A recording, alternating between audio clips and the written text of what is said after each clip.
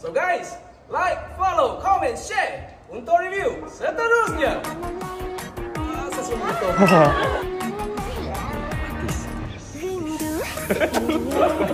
Senandung kasih beralun merdu, biar beribu-ribu purnama tetap akan aku tunggu. Rindu dari dulu kau berlakukan ku tanpa restu. Tak sempat aku katakan tak mahu. Oh sayang, belum ku bersedia namun tetap kau membenamkan cinta.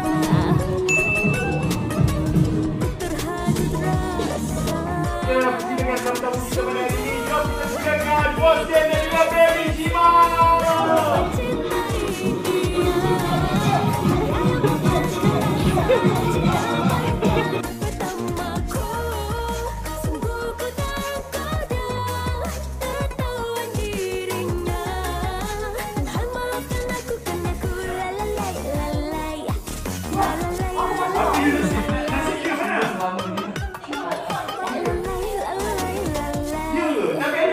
Hai guys, daripada dunia pemotoran ke studio rakaman.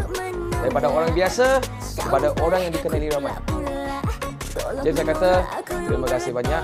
Syukur atas peluang yang diberi. Banyak benda sudah jadi dan banyak benda sudah saya belajar.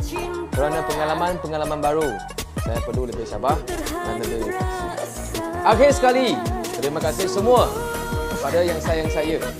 Terima kasih kepada semua yang telah banyak bantu saya. Saya doakan supaya semua menjadi lebih baik, sihat dan bahagia selamanya. Hey!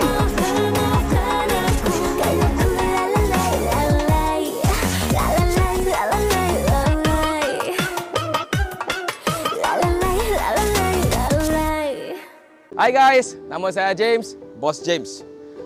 First of all, terima kasih organizer kerana invite saya menjadi salah satu speaker untuk event Bangkit 21.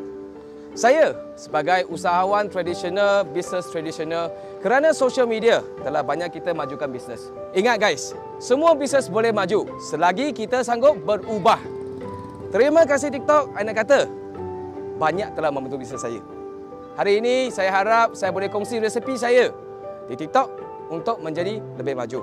Stay tune untuk event Bangkit 21. 18 Disember 2021. Kita akan jumpa korang bersama dengan Dato' Rosyamno. Ingat guys, impian bukan sekadar mimpi, realisasikanlah.